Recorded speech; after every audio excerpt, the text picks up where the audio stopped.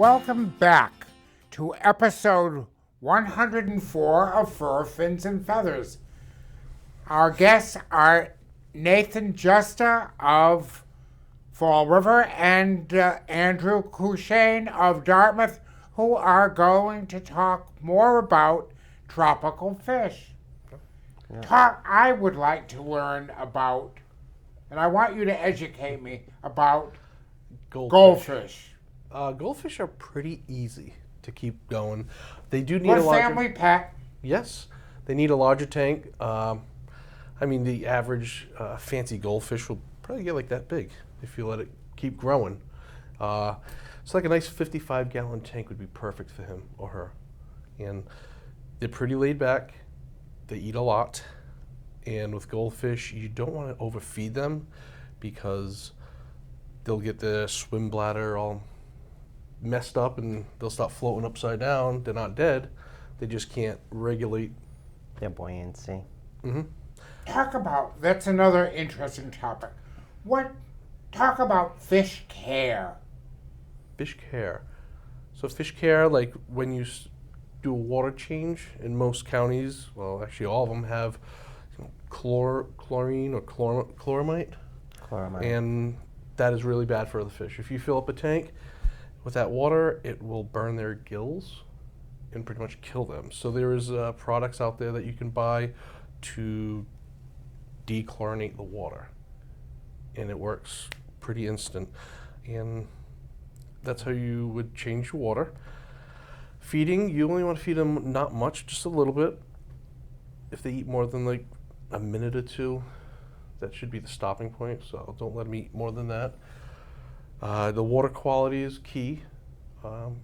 That's why they sell a master test kit that you can check all the nitrates, ammonia, all that stuff. And if it starts going off, you can do a water change or seek help. Ask one of the members. Mm-hmm. We're on Facebook, Instagram, and we have our website. And there's always one of us on there. We have over 1,000 people on Facebook that are always looking. And somebody asks a question, within minutes somebody will answer it. And they're willing to share their knowledge. Oh yeah. And if they're off of their knowledge, we have another person who'll correct them. Yeah. So. And nobody's ever condescending. Nobody's ever mean. We are anti-bullying. So, if you ask a question, you're going to get a sincere answer, and you're not going to feel, like you're bothering anybody. No, any question is a good question. It's never a dumb question. And we just don't allow if somebody is mean. Which we've had the Facebook for over a year now, and there has not been one bad. It's been very successful. Yes. Getting back to the goldfish. The goldfish. What is their longevity? Longevity is very long. They can live up to 20 years. Again, size of the tank, water quality. They need a nice filter. They don't like, you do not want to put live plants because they like to eat. They're like little puppies, little pigs in the tank. They'll eat anything, everything. There's some plants that are really hardy, but you just don't. They filter through the gravel. Are they a single species? Do you have multiple? Do you need multiples? You do not need multiples. You can. They'll swim with each other, but you can get away with one, and they'll be fine. And there's all different kinds of goldfish. It's just not that common comet goldfish. There's a ranchu goldfish, which has a nice big brainy-like head. It's called a wen, and a little humpback on it, almost like a little whale. Then there's orandas. They have the back fin. They get long, feathery fins. They look beautiful, and they have a big head as well. And then there's telescope eyes, kind of like Blackmores. Blackmores, the calico. Yeah. Their eyes stick out, and there's a lot of different ones you can, and they can be expensive, too. But how many different species, is that the right word to use? Species have been documented. That I could not tell you. You know how many different kinds of goldfish? I have There's no just- idea. No, I mean fish in Oh, general. fish. There must be thousands. Oh, yeah, Oh, no, yeah. there's hundreds of thousands of different, types of fish out there. And every day they're discovering new ones. Like just recently down in the Amazon, when we had one of our members who was down there on an expedition, she discovered a new fish. And they're working on classifying and identifying. So literally every day they're discovering a new fish. Yeah, they just discovered a new betta, which people used to call them Japanese fighting fish. They're called bettas. But there's actually a new one that was just discovered within a few months. Yeah. So Yep. it's a big world, but it's finding new things every day. Yeah. It's fascinating. It is. I'm looking back at the screen. In our little bowl here, what are those 3 fish? Yeah. You have two different types of tetras, and you have an angelfish. And What those is are a tetra? a tetra. It's just it's a species of a fish. They prefer clean water with more of a neutral pH, and they like more running water. Some of them can nip other fins, so that's something you want to make sure if you're looking. If that's something you're interested in, you want to make sure they're not going to nip their tank mates' fins. Excuse me. And angelfish too, they're very common. I actually have 2 babies that I bred over here in this little tank with the orange. They're really easy to take care of. They like a neutral pH. As long as your tank is cycled and running really well, and the water is warm enough, they're really easy to take care of, and they're very common. You can find them anywhere, but you'll usually find better bred ones through local breeders and at the swap that we're having at a huge event. It can be some of these fish can cost several hundred and maybe even higher. Yes. $100 and higher. Thousands. Thousands. If you get into the bigger goldfish, the bigger they are, like koi, you can put those in ponds. Those can get up to 3 feet, 4 feet. Millions. You can pay millions for koi. Yeah. Like really, people Are who there are really fish into shows? Where Yes. they're like I'm a dog judge. Are there fish judges? There are, but there's nothing around here. Nobody has really done it in the New England area. It's mostly like Chicago, Florida, Central United States. Texas. Houston, Texas has a big one. But we plan on doing something like that. That would be fun. In the future. Yes. Yeah. Right now we're only a year old. We're still growing and learning, and we'll stick to our events that we know that we're still learning to do. Getting back to these guys, what are they, Nathan? These. What is that little yellow one over there? That one is a little glow light tetra. Those like to be under black light, and if you put them under the right light, they'll appear to glow at night. When you turn the light off, they won't glow anymore. But they have like a cool gene in them that helps them glow. And then the one on top, that's a kind of a skirt tetra that is an orange, a glow light orange skirt tetra. And that's a really cool, interested fish too. They get pretty big too. They can get up to as big as $50, if not bigger. And then their fins make them even larger. They'll swim around. They like to eat food. Once you put the food in the water, they'll look like little piranhas going around. And since piranhas are illegal, those are a great alternative. Yeah, they're pretty cool looking. Yep. Yeah. So what are some of the other events that you will be having at the show? Some of the other people that exhibitors. At the show, besides fish, plants, and dry goods, we're gonna have artists too. I mean, there's really everything, something for everyone. There'll be kid-friendly activities, coloring books, stuff like that. We have vendors that from all over the place, local stores and stores from abroad who will be there. The young lady that was on the show last year. Yes. She is an amazing artist. Yep. Yes, Our good friend Kat Warren. Yes. Will she be there She will be there. She has a table. She has expanded her line of art. She has a lot more great stuff, some beautiful stuff. She has mugs, cups too. So You know, if you're not there for a fish tank, you know, you can still go and support the artists and the vendors who are there. And I believe there'll be isopods. Yeah, isopods too. Isopods, yes. if you don't want a wet pet, then you can get isopods, the little roly-polies. Yes. And you can put them in something as small as this. And you can decorate it with, I don't know much about them. I just leaves and branches. Yeah, I actually have isopods, so they're really easy to take care of. You What know, are they? the little roly-poly bugs from the garden. You lift up There's- a rock, they roll up and Yeah, the little I've never armadillo heard of bugs. Little armadillo bugs, people call them. They're just the isopods, and you know, literally, if you go outside probably right now and you lift some dry leaves, they're under there. But they have all different kinds out there. They have white ones, they have orange ones, some that look like rubber duckies. Oh, yeah. Some that are called magic potion. I mean, who doesn't want a bug called magic potion? I did. I have them. There's some that are called dairy cows, Oreo cookies. You know, mixed dairy cows and Oreo cookies. That's pretty cool. So yeah, there's all different They're kinds bugs? of isopods. They're bugs, are but they're really interesting. Everything has a soul. These animals, these fish, they all have a soul. Bugs have a soul. Yep. Okay. And you know, and these bugs too. If you do get them, we do not recommend that you release them out in the wild because they can be, as anything that you buy, if you release it out into the wild, it can become an invasive species, or even worse, it could be eaten by something.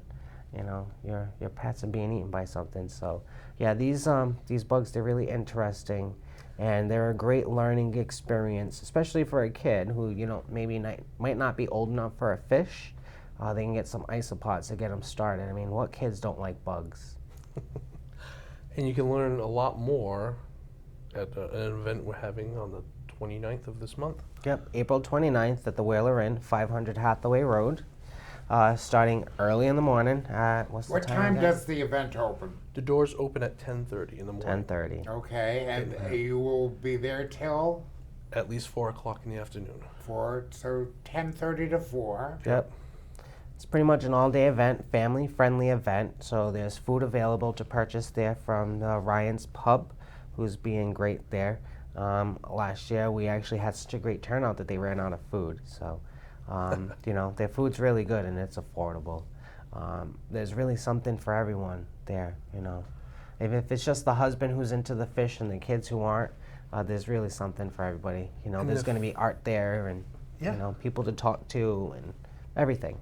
And Yeah. if the children do get anxious, Coloring? there will be a coloring station for them so they can color, maybe get a prize at the end. Mm-hmm. Yeah, we like to give out candy. Yeah. So, what other things that you can share with our viewers about your interest and your passion for fish? Another one would be the different types of fish. We have a fish called a live bearer, which gives birth to a live fish. It does not lay eggs. Yeah, And just like those guppies over there. the They little give birth guppies right to there. live babies. I actually included a little baby in the tank, and it's probably hiding It is hiding. because the other fish, And I saw them chasing They it. give live birth. Yes, Yep. and there's all different kinds. Like I said, the guppies, the goody eyes, Platies. and it's pretty exciting when it does happen because you wake up one morning, you look in your tank, and there'll be a little baby just floating around swimming. Yep. And then you have other fish like the angelfish that will lay eggs. They'll lay eggs and they'll protect them. And if another fish goes near them, they can Yep, get they'll quite scare 'em aggressive, away.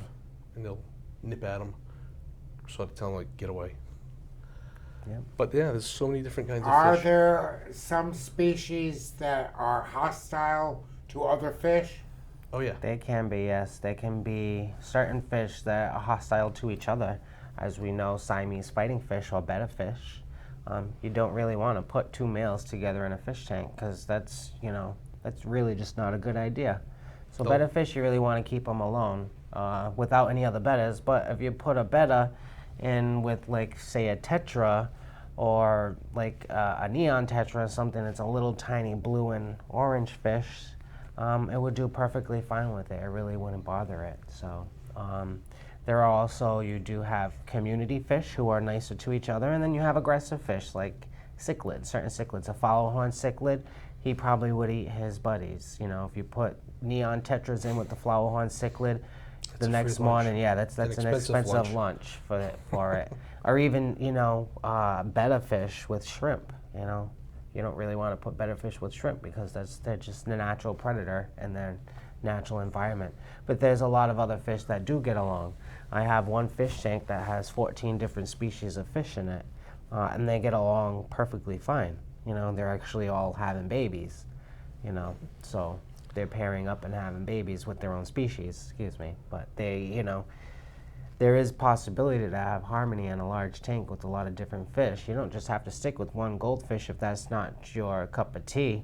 It is my cup of tea, so I do have one fish tank with one goldfish, but I also have other fish tanks with other fish too.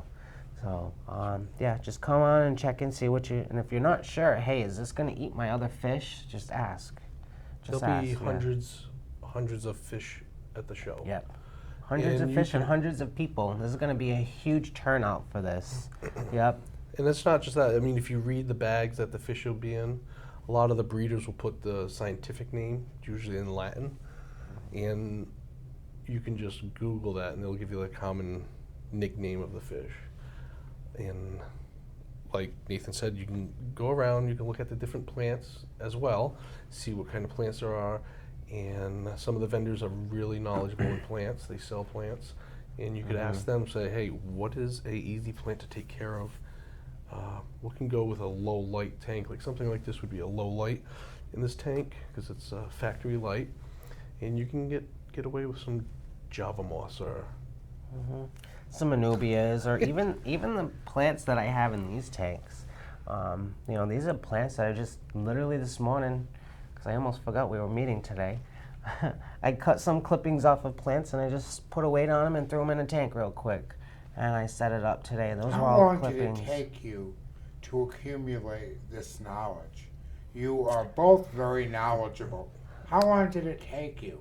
Many years. Yeah. And I'm still learning. Yeah. Can I be honest too? I really was kind of oblivious the first 20 years of doing this. I really didn't know until I joined a club. I really thought I knew it all until I joined the club and I was like, wow, I really need to, you know, up my game so I can be in these people's level. And I'm still not at the level as everybody else, but I do know a lot more now. Like, I'm okay with setting up a brand new fish tank and making my fish succeed because I know what I'm doing now. Back in the day, I would set up a brand new fish tank, put a fish in it, and it wouldn't do so hot. You know, now I know what I need to do, and I have the support system too. When it comes to something I don't know, I can reach out to people, whether publicly or privately. I noticed on Facebook that when people from your club post something, there is usually someone who comes to your assistance with some sound, practical advice. Yes, always. Yeah, we definitely try to help support everybody with the hobby, and we don't allow anybody to be condescending. If we really feel like you're not doing something right, we'll try to steer you in the right direction. But this is a hobby that is joined all over the world. It is. There are people from all over. Yeah, like last time you were here, you asked us who follows us on Facebook and where are they from. Like, we have people all over the world following us now on Facebook, from Indonesia, there's Japan, there's Germany. Celebrities follow us. Yeah. Like, we're a big deal. Yeah, that kind of just, don't mind me. Yeah, we have. The hobby is growing tremendously from what I'm reading in Australia and New Zealand. I don't know. I haven't read much. Yeah, but it is growing because a lot of the laws, they're starting to understand that, you know, with the aquarium trade, a lot of things, they just weren't accessible and they were not affordable down there. You could get stuff like a pea puffer that I paid $9 here in Fall River. They were $75, $100 a piece down there. So, you know, they had some laws enacted and they were able to, you know, people are able to focus more on the hobby and able to produce more stuff too. There's more home breeding, more farm breeding and stuff. A lot of it had to do with importation issues, especially with the way that the state of the world has been.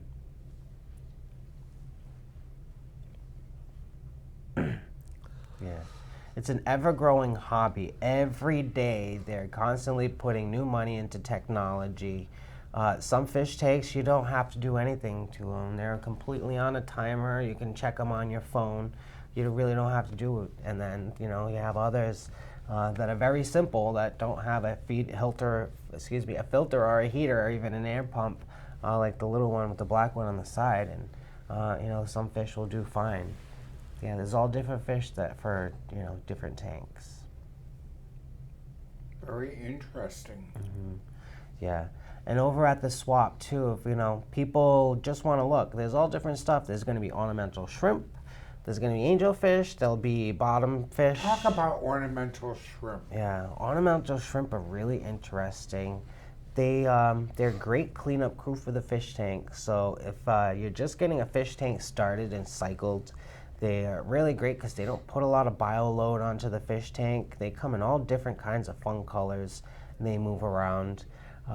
They easily will reproduce in the fish tank. I actually sent in a video clip that includes some of my fire red shrimps, and they're swimming around. Oh, there it is. My fire red shrimp that are swimming around. These are really, really cool, and they're easy to take care of. You know, once you get your tank going, and they're eating all the algae in that tank, and they're really happy. And they're cleaning it up. Yep, they're cleaning it up. And in that tank, too, there's a couple of fish that live in there. They're called celestial pearl Daniels. They look like miniature Chinese salmon. Yep, they're really interesting. I don't know if you'll ever see them swimming in that tank, but they kind of hide when the lights are on. But, yeah, it's really, really cool. The shrimp, they're ornamental. They come in all different kinds of colors, red, blue, green. They have wild type. They have some with yellow and red and blue. You can mix the colors that they have. They have white. Some of my favorite colors are white and red together, or black and red, or black and white together. They call them King Khans, and you have crystal reds. There's really all different kinds of colors and types of shrimp. And there's a lot of people there that breed these shrimp because they know that they're popular, and that's something that you'd be able to get your hands on at the swap too. It's something that's really popular and really hot. So if you see it and it's something you know you want, grab them. Yeah, because they'll move fast. Yeah, a lot of people want these. They definitely show up early. Yeah. So it's usually sold out by noon. Yeah, by noontime, a lot of the vendors are usually sold out by everything. That's really, really good. Even though, and then later on we have other things that make it worthwhile for you to stay. After 11, we have another event that people will sit down and they can see what else is available that's for sale. And then, you know, once that event is wrapped up. And the interesting thing is these people come from all over. They come from as far away as New Jersey. Yeah. New Jersey, New York, Connecticut. We have a huge, Vermont, New Hampshire, Maine, anywhere, Massachusetts, Rhode Island, obviously. We have a very supportive following, especially a big following too we have is from the other clubs. We get a huge support from the other clubs. Like Andrew said in the first segment, there's other clubs around, so if this club doesn't work for you, find one near you. And I'm pretty sure there's one around you. Oh, yeah. Yeah, these other clubs have been there to support us along the way. We're one of the newest clubs, and they have all been there to pat us on the back and pick us up when we're down. Oh, yeah. Yes, we owe our success to these other And clubs. there are breed-specific clubs, aren't there? Yes. Yes, there are. There's one called the Killifish. Yep.